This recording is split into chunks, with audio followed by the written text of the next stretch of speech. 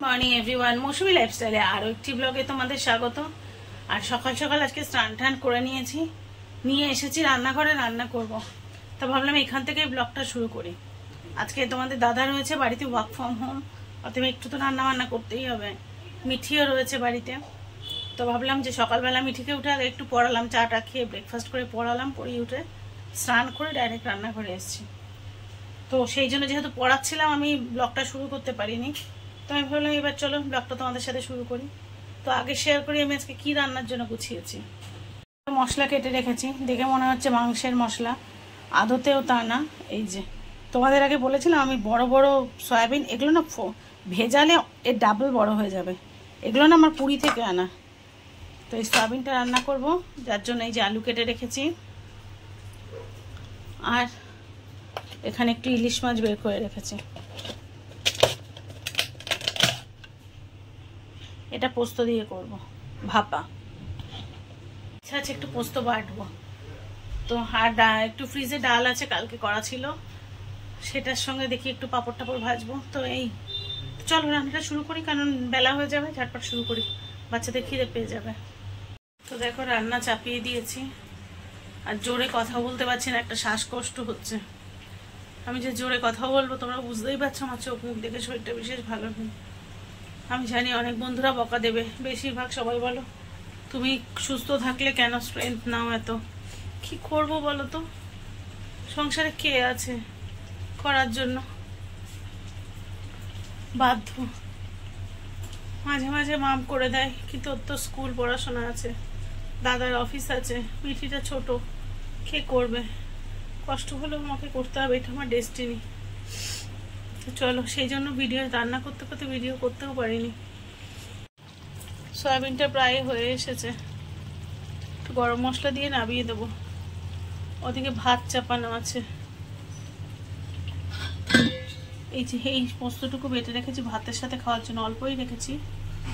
আর এই সর্ষে পোস্তটা দেখো আমি খুব কম মশলা ইউজ করি, এটা ইলিশ মাছের জন্য সবসময় একটু কম মশলা ব্যবহার করি।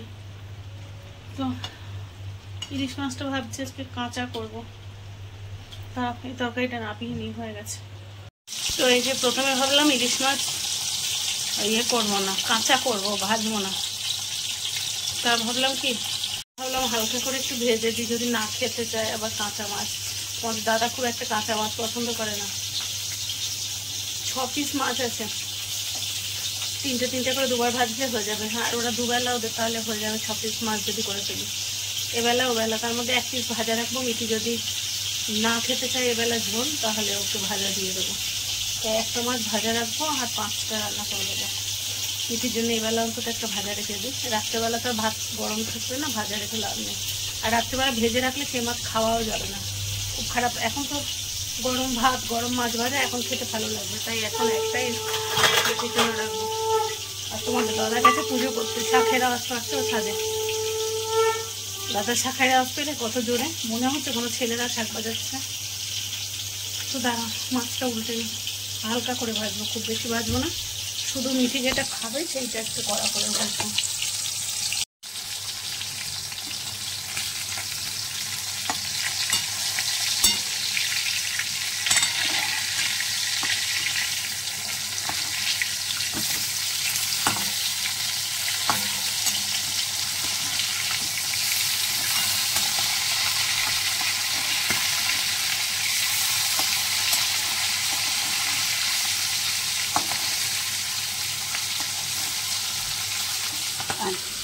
এখানে 3টে আছে, এই 6টা।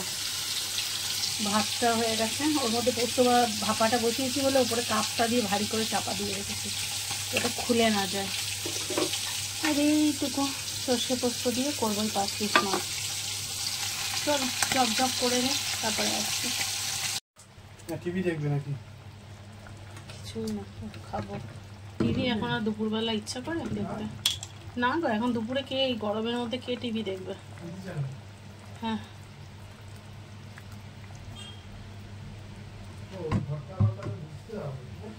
বসিয়ে দিলাম, না পরিষ্কার আছে, অসুবিধা নেই। আর এই যে এখানে না এটা খুলে গেছে বলে এইটা দিয়ে আটকে দেবো, ভাপটা না ওঠে।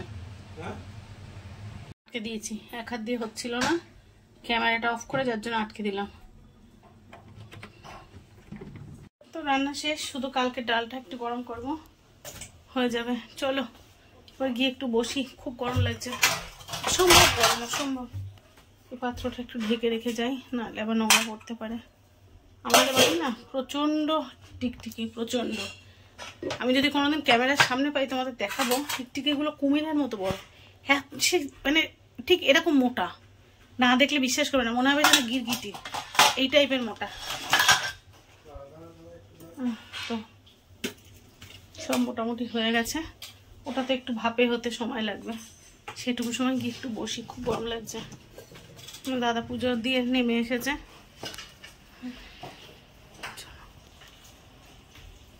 কাছাকাছি হচ্ছে, আজকে 2 মেশিন কাপড় কেটেছি, 1 মেশিন শুকাচ্ছে, আবার এই আরেক মেশিন।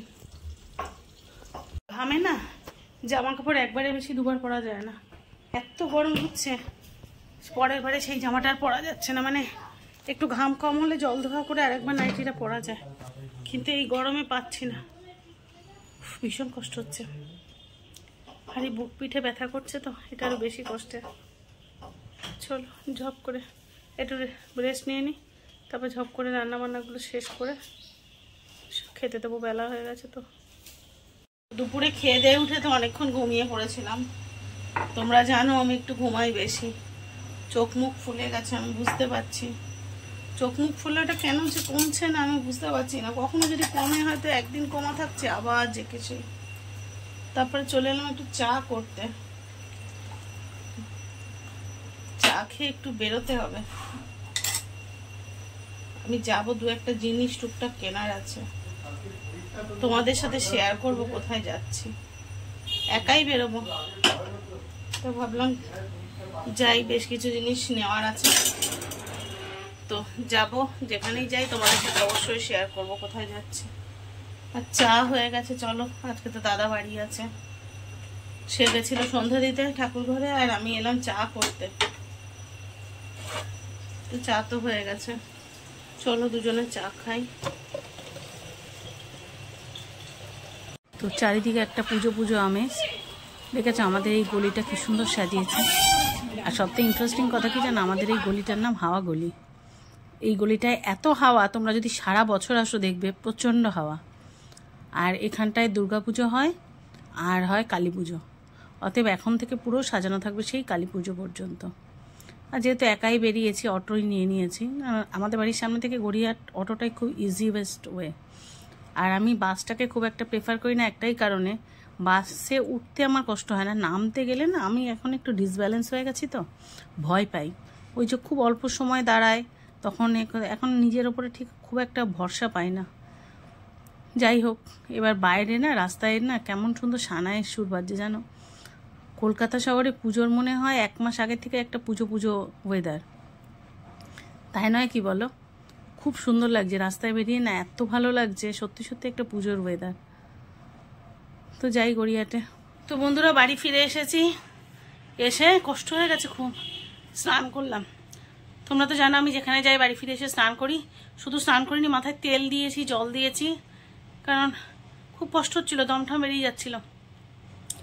আর প্রচণ্ড গরম, বাইরে বিচ্ছিরি গরম। তো আমি কি কিনতে গেছিলাম আসলে, কি বলতো, একা গেছি তো, আমি যে ক্যামেরা ধরবো করতে পারিনি।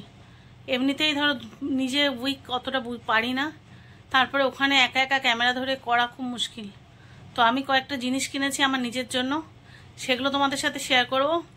আর কেন কিনেছি সেটা তো তোমরা বুঝতেই পারছো, তোমাদের দাদা আমাকে ঘুরতে নিয়ে যাবে বলেছে। তো আমি খুব একটা জামা কাপড় কিনি না, আমি মানে গত বছর লাস্ট তোমার দাদা জন্মদিনে কিনে দিয়েছিল, সেই আমার জামা কাপড় কেনা, এর মধ্যে কিচ্ছু কিনিনি। আমি ওদের জন্য কিনি, মেয়েদের জন্য কিনি, দাদার জন্য কিনি, কিন্তু নিজের জন্য কিনি না। কেন কিনি না সেটা বললে তোমরা রেগে যাবে। ও লাস্ট মাম জন্মদিনে দিয়েছিল 2টো টপ, একটাও পরিনি। তো যাই হোক, ভাবি আমি পরলে ওরা আর কোনোদিন পরবে না। আর কেন কিনি না সেটুকু বুঝে নাও, আমি বলতে চাই না। কি হবে কিনে, যা আছে তা দিয়েই যতদিন আছি চলে যাবে। তো যাই হোক, কিনতে চাই না। তোমার দাদা খুব অশান্তি করছিল যে বেরোবো তুমি কিছু কিনলে না, বেরোবো তুমি কিছু কিনলে না, কেন তুমি কিছু কেনো না, এবার পুজোয় আমরা কেউ নতুন পরবো না, এরকম চেল্লামেল্লি করছিল দেখে বাধ্য হয়ে বেরোলাম। তবে হ্যাঁ, এমন কিছু কিনলাম যেটা মামও পরতে পারবে, আমিও পরতে পারবো। অপশান রেখে কেনা ভালো না? আমি তো পরিটনি না, আমার ওই হসপিটালে যাওয়ার জন্য যেটুকু প্রয়োজন সেটুকু যথেষ্ট, বেরোয় টেরোই না কোথাও, অতএব আমার দরকার হয় না। ওই জন্য এমন কিছু কিনলাম যেটা একটু বেরোলে কমফোর্টেবল হবে, ফিরে এলে মাম পরবে। আমার দরকার হয় না। তোমরা সবসময় দেখো আমি যেখানেই যাই আমার ওই কয়েকটা সিলেক্টেড চুড়িদার, আমার ভালো লাগে না আসলে, জানো তো, মানুষের একটা ভালো লাগা থাকে, তো এটাও বেরোতাম না জানো। এক তো শরীর ভালো না, সেই জন্য ওদের মনের উপরে একটা বড় এফেক্ট পড়ে, জানো তো। স্বাভাবিক যে আমার শরীর খারাপ, আমি ধরো ফেস করছি, আমার উপায় নেই, আমার শরীরের সাথে আমায় লড়তে হবে, কিন্তু আমার সাথে আমার পরিবার সাংঘাতিক রকমের ফেস করছে। ওরাও ওদের জীবনে সব কিছু ত্যাগ করে দিয়েছে, ওরাও ভালো খাওয়া বন্ধ করে দিয়েছে। যে হ্যাঁ, মাঝে মাঝে একটু অর্ধক হয়, কিন্তু আগে যেরকম রেগুলার বেসিসে ভালো হতো সেটা হয় না। কারণ একটা তো চিকিৎসার খরচের ব্যাপার আছে, আর তারপরে আমার সামনে বসে ওরা খেতে চায় না। ওদের জীবনে ঘোরা নেই, আনন্দ নেই, সব কিছু ওরা ত্যাগ করেছে।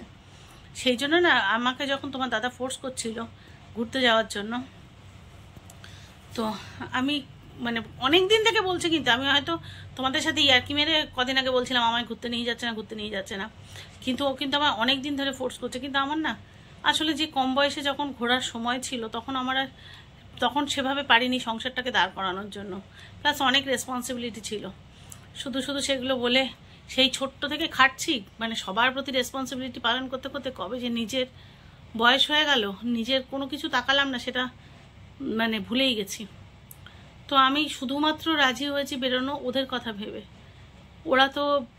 ওরা তো কোনো দোষ করেনি বলো, কোথাও যেতে পারে না আমার মেয়েগুলো, কোথাও যেতে পারেন না তোমাদের দাদা, শুধুমাত্র আমার জন্য। তা ভাবলাম জানি না এরপরে যদি তেমন কোনো অ্যাক্সিডেন্ট ঘটে ওরা আর কোনো দিন বেরোবে কিনা, তো চলো ওদের মুখের দিকে তাকিয়ে অন্তত ওদের একটা ছোট্ট সুন্দর স্মৃতি উপহার দিই। এত কিছু ভেবে রাজি হয়েছে। আমি এত কথা বলতাম না, আমি জানি সবসময় তোমার দাদা আজকাল সময় পায় না আমার ভিডিও দেখার, আর মাম তো পাই না, কিন্তু আমার বন্ধুদের সাথে আমি সবসময় মনের কথা শেয়ার করি। আসলে কোথায় বলবো বলো তো, বলার তো মানুষই পাই না।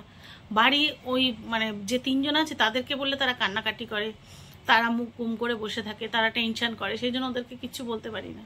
এছাড়া তো বলার মতো মানুষই নেই, কেউ শোনার মতো লোকই নেই আমার জীবনে, যে আমারও কষ্ট হয়, আমারও কিছু বলার আছে। আমার আজকে যদি আমার এগুলো ভিডিওতে থাকে হয়তো ওরা একদিন শুনবে।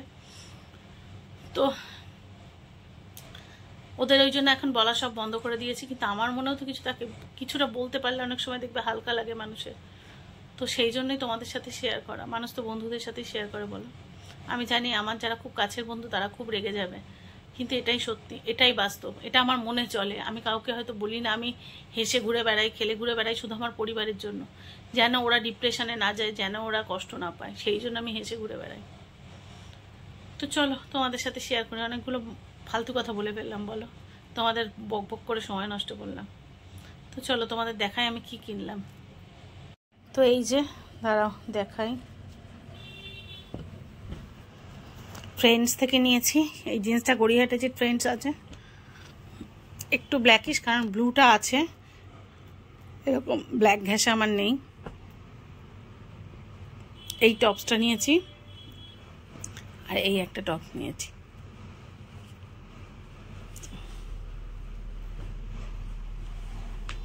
ব্ল্যাক, তো আর এটা একটু কালারফুল,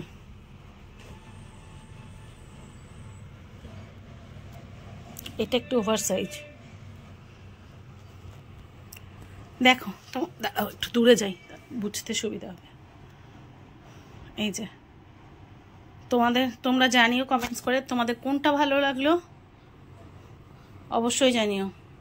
আর একটা কথা, এরকম সেম একটা টপ মিঠির জন্য নিয়েছি। বলবে মামের জন্য কেন সেম টপ নিইনি, কারণ এটা মামই পরবে পরে, ওই জন্য দুটো টপ নিয়েছি, একটা মিঠির আর একটা আমি কাম মাম। এগুলো তো মাম সবই মামই পরবে, ওই আমি হয়তো ঘুরতে গেলে একদিন করে পরবো দাদার মন রাখার জন্য, নাহলে সে কষ্ট পায়, তারপরে এসে মামকে দিয়ে দেবো। এই তো এই কেনাকাটি করেছি, আর কিছু না। আর হ্যাঁ, আবার একদিন যেতে হবে, সেটা হচ্ছে দাদার জন্য দু একটা জিনিস আনতে হবে।